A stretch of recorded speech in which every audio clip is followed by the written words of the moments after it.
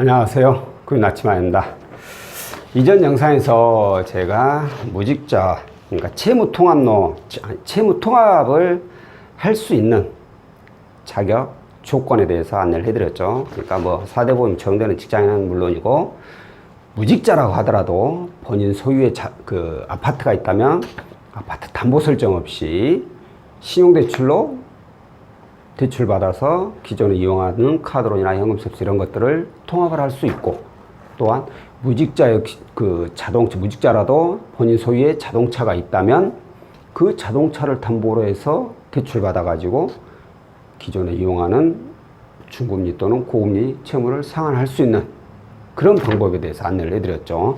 자, 오늘은 제가 현재 무직자이신데 이분께서 자동차 담보 대출을 이용해서 기존에 있는 채무를 통합하신 그런 사례에 대해서 안내를 해드리도록 하겠습니다. 오늘 목이 자꾸 잠기네요. 힘드네. 자, 참고로 뭐 여기는 할부차 담보대출이 되는데 오늘 사례가 현재 할부차이기도 합니다. 네, 이 자동차 담보대출은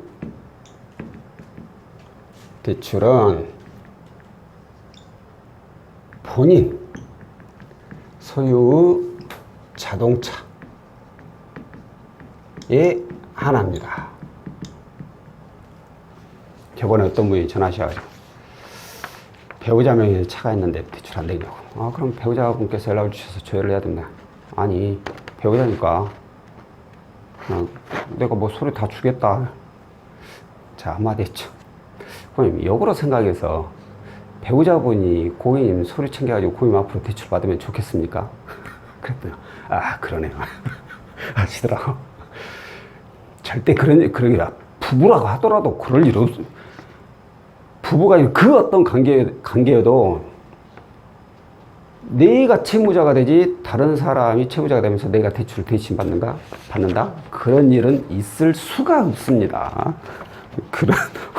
그런 생각으로 대출 문의 주시면 절대 안 돼요. 자, 그리고 참고로 이 상품은 이금융권 상품이에요. 이금융권 캐피탈 또는 저축은행의 거의 뭐 중금리 상품이라고 생각을 하시면 됩니다. 중금리라면 보통 10%대 중반, 높게는 10%대 후반까지도 나오는 그런 상품이고요. 특별히 아주 안 좋으신 분들은 뭐 20%대도 나오긴 한데 솔직히 20%대까지는 나오기는 그렇게 많지는 않더라고요. 자, 오늘 알려드릴 분의 내용은 일단 위에 보신 대로 무직자입니다. 무직자. 이분께서 연락을 주셨어요. 자, 연락을 주신 내용을 보면 현재 내가 캐피탈에 신용대출로 561만 원이 있고, 그리고 카드론으로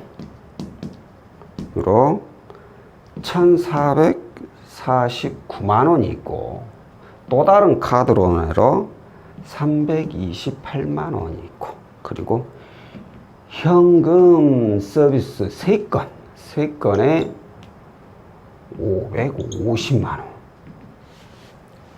원이 있다는 분이 문의를 주셨습니다.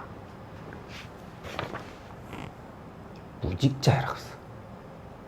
무직자이신 분이 캐피탈, 카드론. 카드론 현금. 지금 이렇게 안 부르죠. 장기 카드 대출, 단기 카드 대출 이렇게 많이 부르죠. 근데 몇십 년을 이게 입에 붙여놓고 살다 보니까 이게 안 바뀌더라고요. 이게 더 편하지 않나?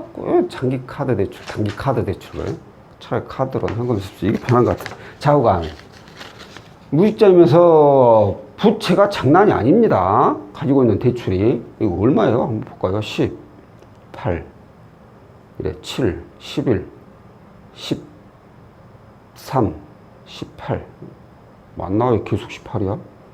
18, 7, 11, 13 그러네? 이런 씨. 6, 10. 6마? 왜 이런데? 60. 이런, 완전 어긋네. 이러려고, 이렇게 일부러 만들기도 힘들겠다, 참. 자, 2,888만 원에 되는 어마어마한 금액을 이용하고 계세요. 제 영상을 많이 보셨대요. 그래가지고 채무를 통합을 해야 된다는 내용을 알겠는데, 내가 무직자인데 솔직히 이거 뭐 월 납입 금액도 어마어마하고, 요거가 풀라고 여기서 받고, 여기가 풀라고 요거 이제 또 갚으려고 요거 받고, 요거 뭐 이런 식으로 되는 거예요. 점점 대출이라는 게 이렇게 계속해서 발생이 되게 마련입니다. 그것도 이자가 높은 걸로만. 생활이 어려워지면 이런 생활이 부담. 그러니까 대출이 항상 내가 생활하는데 부담이 없어야 돼요. 누가 그걸 몰라. 다 알지. 근데 생활이 힘들어지니까 또 추가 대출 받고 또 추가 대출. 그 추가 대출이 계속해서 고금 미만.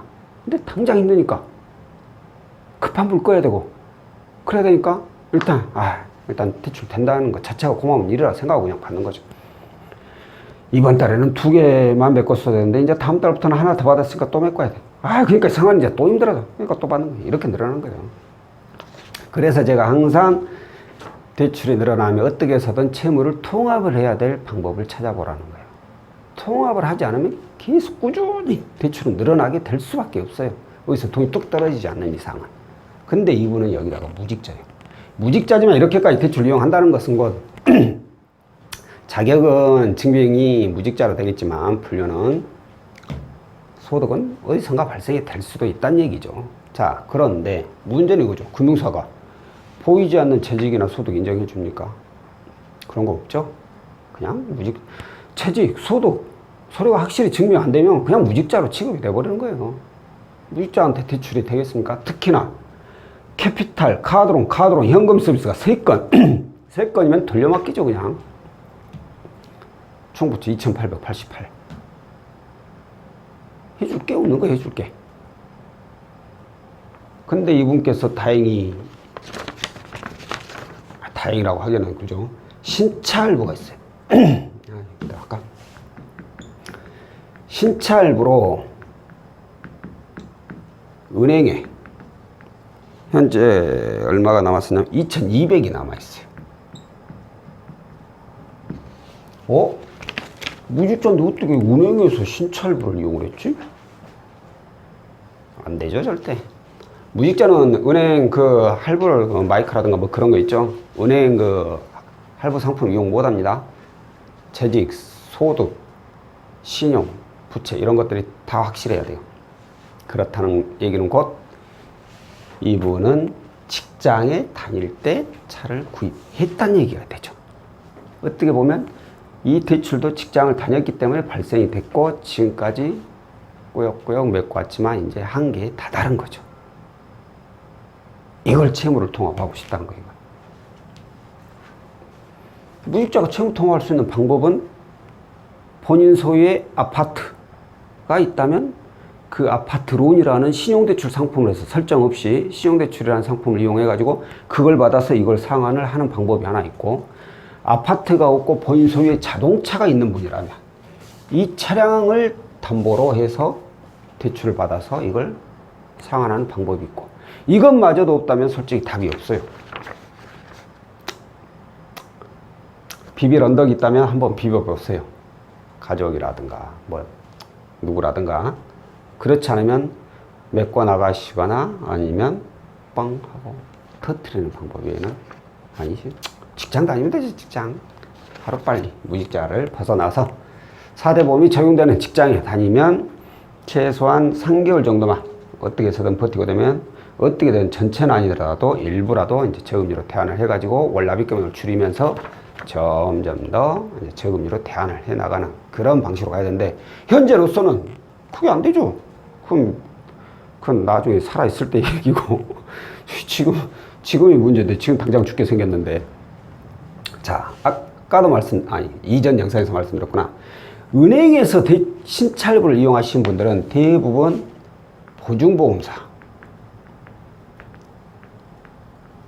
보증사의 보험, 증권을 발급받아서 해줍니다. 이용을 합니다.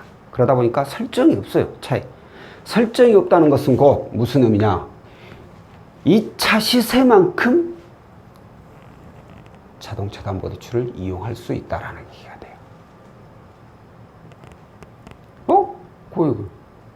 할부 많이 남았는데요. 할부 많이 남았는데 가능해요? 라고 하시는 거죠. 신차 할부가 있다라는 것 자체만으로 저희는 연체 이력만 없다면 연체 안 하거나 아니면 연체 이력 없거나 아니면 하다못해 나이스 등급 7등급에 K12 8등급 이내만 들어오면 일단 가능성이 있다고 판단을 하게 되죠. 이자가 일단 높든 낮든 그건 둘째치고 대출이 되느냐를 봐야죠. 그리고 나서 납입 금액이 얼마인지 현재하고 이걸 받아서 상환했을 때하고 얼마나 차이 나는지를 봐야 되기 때문에 일단 신차할부를 은행에서 이용했고 연체 이력 없고 신용 등급은 몰라요. 그건 안 적었네. 신용 등급은 뭐 이 안에는 들어가요. 왜? 연체 이력이 없으면 이 밑으로는 더 이상 내려가지 않습니다. 절대로. 아무리 대출이 많이 늘어나도 여기서 연체를 하고 뭐 어떤 일이 터져야지 이 등급 아래로 떨어져. 이분은 그렇다면 기본적으로 자동차 담보대출이 즉 자동차 할부 자동차죠. 할부차 담보대출이 가능할 가능성이 높다라는 거죠. 이 설명을 드리고 조회를 하는 거죠. 조회 결과부터 말씀드리면 안 되고 2차 시세가 차량 시세가 2,900만 원이라고 나왔어요. 2,900에 아까 말씀드린 대로 은행에서 이용한 할부라서 설정 금액은 없어. 이 얘기는 곧 가능 금액이 2,900까지도 가능할 수 있다는 얘기가 되죠. 아무리 할부 잔액이 있다고 하더라도 설정 금액이 전혀 없기 때문에 이 차로는 차량 시세만큼 대출을 이용할 수가 있습니다. 당연히 아까도 말씀드렸듯이 이 상품은 이금융권인 캐피탈이나 저축은행의 중금리 상품이라는 거, 이자가 낮진 않다라는 거. 그래서 조회를 해보니까 조회 결과 여기다 적을까? 조회 결과 2,900만 원까지 그대로 나온 거예요. 금리는 17.8%. 높다면 높고 거의 평균적으로 나왔네요. 17.8%는 왜? 이분은 등급이 좋지는 않다는 거예요. 제가 봤을 때 나이스 7, 8 뭐 좋아봐야 여기서 한 등급씩은 한 등급이나 더 아래에 속할 거예요. 왜? 현금 서비스 3건 얘가 가장 큰 요인이죠. 신용등급 깎아먹는데 3건이라는 것은 곧 돌려막기 할 확률이 높죠. 뭐 금액이 뭐 한 돈백이나 된 다음에 여기서 찔끔 저기서 찔끔 뭐 그날 현금 서비스 이용할 때 잡히는 카드 아무거나 써버리니까 그럴 수는 있겠지만 550만 원 정도 된다면 이건 돌려막기가 거의 확실하죠. 돌려막기 한다는 것은 곧 매달 이 3건이란 대출이 신규 대출이 발생하는 거예요. 등급은 떨어지죠. 계속해서. 그렇기 때문에 등급이 좋을 리가 없죠. 그래서 금리는 뭐 어떻게 보면 조금은 살짝 높게 정의되는데 근데 문제가 낮아봤자 여기서 뭐 3, 4%? 이 정도밖에 차이 안 나요. 또 등급이 뭐 1, 2등급, 2, 3등급이 뭐 이런 거 이용하시겠습니까? 이런 거 이용 자체를 안 하지. 그러다 보니까 이분께서는 비록 17.8%라는 금리가 적용됐지만 2,900만 원까지 나온 거예요. 올해 가지고 있는 대출이 2,888만 원인데 딱이네. 이거 받아가지고 이거 다 상환하면 최고 좋겠네. 올 납입금액 확 줄어버리죠. 이건 60개월인데 얘는 뭐 60개월이라 치지만 얘는 길어봐야 36, 안 그러면 24. 얘도 36에서 이 금액이면 뭐 24일 확률이 높네요. 여기는 거의 납입 금액을 절반 가까이 줄일 수가 있죠. 이거 이용하셔가지고 현금 서비스는 1순위입니다. A부터 무조건 상환하세요. A 상환하고 그리고 대출을 이 중에서 이제 부담스러운 거 어떻게 보면 카드론이 부담스러우니까 카드론 그리고 뭐 그게 아니라 이걸 다 상환을 하세요라고 했는데 고객님께서는 다 상환을 제가 봤을 때 못 하셨을 거예요. 왜? 돈이 부족해서 못 한 게 아니라 필요자금이 있었거든. 필요자금 또 왜 필요한지 모르겠지만 제 생각에는 하다못해 일단 무조건 이건 1순위고 그리고 카드론이든 캐피탈이든 부담스러운 것부터 상환하시라고 했으니까 이렇게만 상환하더라도 월 납입 금액을 어마어마하게 줄이는 거죠. 얘는 끌고 간다고 하더라도 필요 금액 자신이 필요한 데 쓰고 뭐 500만 원 정도 필요해서 썼다면 얘는 끌고 가더라도 월 납입 금액이 많이 줄어들어요. 월 납입 금액이 많이 줄어들면은 다음에 대출 받을 일이 그만큼 적어진다고 몇 번이고 말씀드렸죠. 대출 받을 일이 적어진다는 것은 곧 내가 빚을 갚을 확률이 높아진다는 거예요. 빚을 줄여갈 확률이. 왜? 더 이상 대출 발생이 안 되니까. 월 납입 금액이 적어봐요. 그럼 생활하는데 부담이 덜해. 생활하는데 부담이 덜하면 당연히 대출 받을 일도 적죠. 근데 얘를 통합을 안 하고 이대로 이용해버리면 생활하는데 부담이 크죠. 부담이 크면 또 대출을 받을 확률이 높아지죠. 그러면 그 부담은 더 커지죠. 환장할 일이죠. 그렇기 때문에 채무 통합을 할 수 있는 방법이 있다. 그러면 그건 거의 무조건 앞뒤 계산 없이 해야 될 내용이라고 저는 말씀드리고 싶고, 이러다 언제까지 무직자로 살겠습니까? 이러다가 4대 보험 적용되는 직장에 다니고 어느 정도 기간이 지나가면 이런 것들을 저금리로 이제 대안하는 방법을 찾아가지고 저금리로 또 대안을 해서 이자 지출까지 줄이고 그러면 빚은 훨씬 더 빨리 갚아나갈 수가 있죠. 자, 오늘은 현재 무직자이지만 거기다 할부차이지만 이 차량을 담보로 해서 담보대출을 이용해서 캐피탈, 카드론 현금 서비스를 통합한 그런 사례에 대해서 안내를 해드렸고요. 다음번에 또 다른 내용으로 찾아뵙도록 하겠습니다. 고맙습니다.